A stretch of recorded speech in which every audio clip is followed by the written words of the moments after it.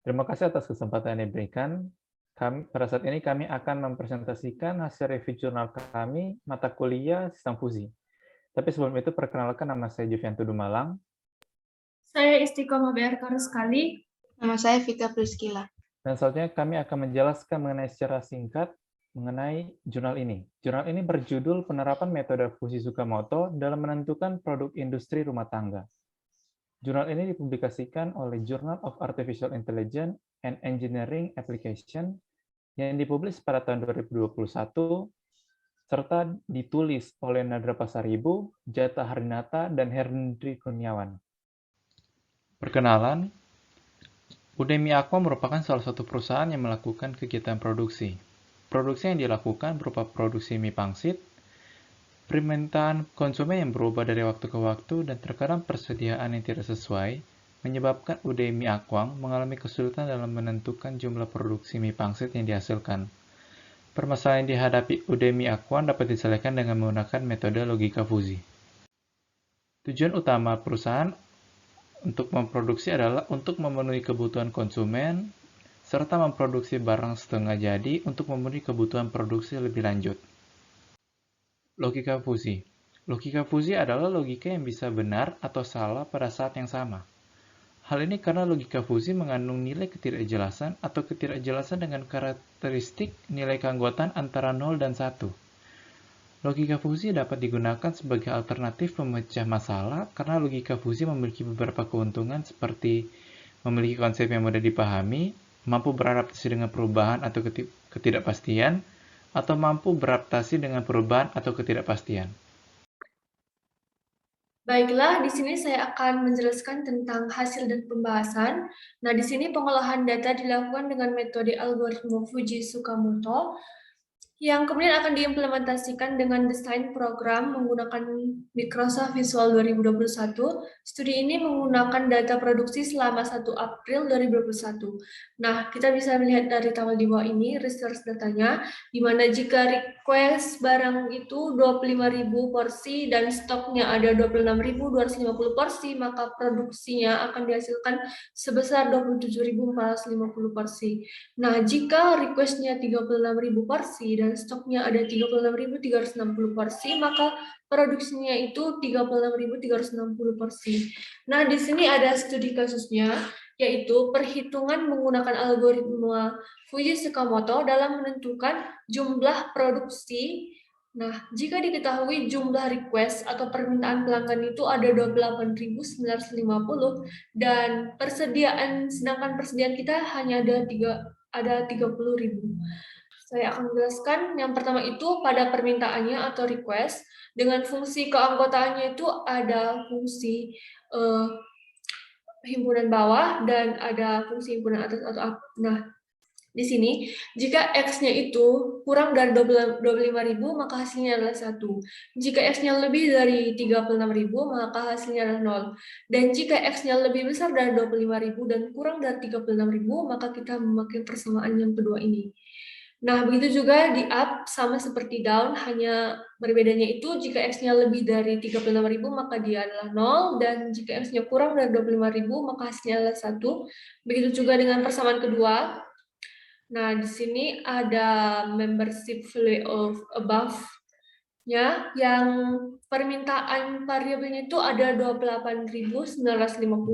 Nah, karena dia ada 28.000, dia ini berada pada persamaan kedua, berada di antara 25.000 dan 36.000. Maka kita memakai persamaan yang ini dan kita masukkan nilainya, nilai X-nya itu sebesar 28.950 dan mendapatkan hasil 0,640909. Begitu juga dengan yang di up, dia menggunakan fungsi kedua sama kayak tadi karena berada di antara 25.000 dan 36.000. Nah, kita memasukkan nilai X-nya yaitu 28.950 dan mendapat hasil 0,359091. Selanjutnya kita ke bagian stok. Nah, stok ini adalah persediaannya, di mana fungsi keanggotaannya ada dua, yaitu sedikit atau little dan banyak atau many. Sama seperti sebelumnya, di sini Jika Y-nya berkurang dari 26.250, maka hasilnya adalah 1. Sedangkan jika Y-nya lebih dari 36.350, maka hasilnya adalah 0. Sedangkan jika Y-nya lebih besar dari 26.250 dan kurang dari 36.360, maka kita menggunakan persamaan kedua ini. Begitu juga di many, konsepnya sama. Nah, langsung aja kita ke permintaannya. Permintaannya di sini ada 30.000 stok. Nah, karena dia 30.000 stok, di fungsi turun, kita menggunakan persamaan yang kedua ini, karena 30.000 itu berada di antara, 30.000 itu berada di Y lebih besar dari 26.250 dan Y lebih kecil dari 36.360. Nah, kita menggunakan persamaan kedua dan memasukkan nilai Y-nya yang sebesar 30.000 dan hasilnya adalah 0,62908. Sedangkan untuk mu Y, many atau banyaknya, kita juga menggunakan persamaan kedua karena dia 30.000 ya. Nah, di persamaan kedua kita masukkan lagi nilai Y-nya yang sebesar 30.000 sesuai inventory-nya atau permintaannya, dan kita mendapatkan 0,37092. Nah, setelah stok, kita ke prediction-nya, produksinya, yang di sini fungsi keanggotaan yang digunakan dalam variabel produksi ini fungsi penurunan atau reduce dan fungsi naik atau increase. Nah, sama seperti konsep sebelumnya ya. Jika Z-nya lebih besar dari 36.360, maka dia menggunakan fungsi 0. Maksudnya, maka hasilnya adalah 0. Dan jika Z-nya kurang dari 27.450, maka hasilnya adalah 1. Dan jika Z-nya itu lebih besar dari 27.450 dan lebih kecil dari 36.350, maka menggunakan persamaan kedua ini. Sama juga di reduce atau penurunan, konsepnya sama. Selanjutnya, ini adalah fuzzy rule formation. Nah, di sini di penelitian ini menggunakan 4 rule yang dapat ditunjukkan pada gambar berikut. Nah, di rule pertama, yang rule pertama ini, jika request-nya turun, stoknya sedikit, maka hasil produksinya itu menurun. Yang kedua, jika request-nya turun, stoknya itu banyak, produksinya itu tetap menurun. Nah, yang ketiga itu, jika request pelanggan itu naik, stoknya sedikit, maka produksinya itu tetap naik. Yang terakhir, jika request-nya itu naik, stoknya banyak, maka produksinya itu tetap naik. Selanjutnya ada fuzzy rule formation. Dalam penelitian ini digunakan 4 aturan fuzzy yang dapat ditunjukkan pada tabel kedua. Kita bisa dilihat di sini. Jika rule pertama request-nya down dan stoknya little atau sedikit, maka produksinya itu akan menurun. Untuk rule kedua, jika request-nya itu down atau turun dan stoknya itu banyak, maka produksinya tetap menurun. Untuk rule yang ketiga, jika request-nya up atau tinggi atau naik, dan stoknya itu sedikit, maka produksinya itu akan naik. Untuk rule yang terakhir, jika request-nya atau permintaannya itu tinggi atau naik, dan stoknya banyak, maka produksinya akan meningkat. Selanjutnya ada inference process based on alpha predikat. Jadi pada tahap ini dilakukan proses perhitungan nilai alpha predikat untuk mendapatkan nilai keluaran atau hasil output Z menggunakan fungsi min. Tahapannya itu ada 4 yang sudah dijelaskan tadi tentang rule 1 sampai dengan 4. Di sini kita bisa lihat rule yang pertama, alpha predikatnya itu memasukkan fungsi min, terus 0,640909, titik koma, 0,62908. Untuk nilai dari dua ini didapatkan dari fungsi keanggotaan yang sudah dijelaskan oleh teman saya yang tadi sebelumnya. Ini untuk fungsi keanggotaan ready dengan himpunan down, dan ini fungsi keanggotaan stock dengan himpunan little. Sehingga fungsi min ini menentukan nilai yang paling sedikit, sehingga kita ambil 0,62 908 untuk nilai Z-nya. Seperti yang ini tadi, untuk rule yang pertama, request-nya down dan stoknya a little. Jadi kita masukkan nilainya yang tadi.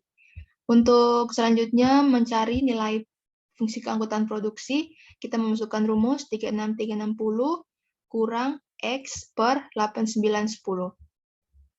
Kemudian sehingga didapatkan hasil X sama dengan 30,755.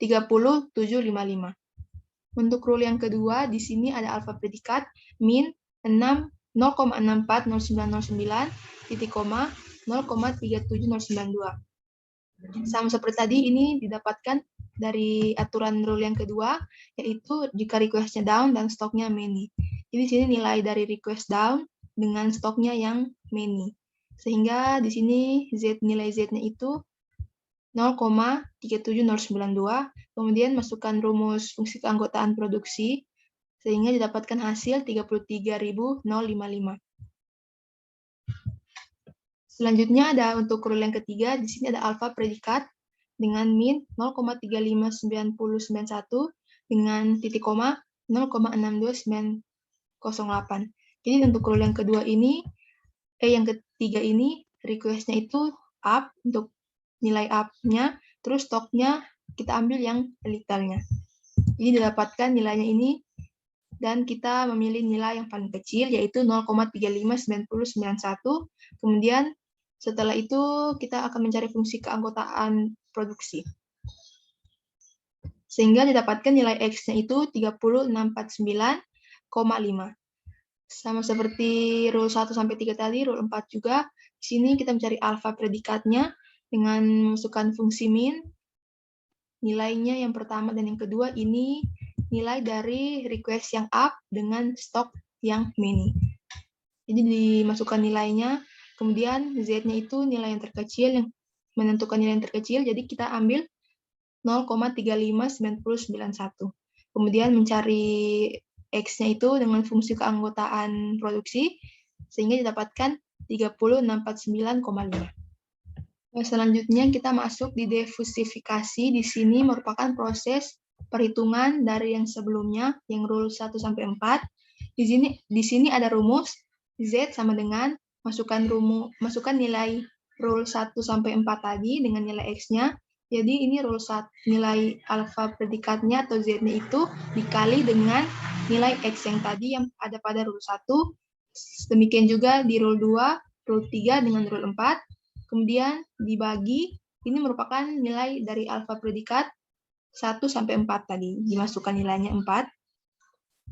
Kemudian setelah di sini dikali, hasil kalinya ada 19,347,35908 dan seterusnya sampai rule 4.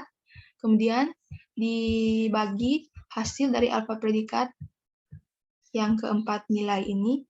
Jadi hasilnya 1,718,18,18,18. Kemudian setelah ditambah semuanya yang untuk bagian atas ini, didapatkan hasilnya itu 53620,02936 dibagi 1,718,18,18,18 sehingga didapatkan hasil 31.207.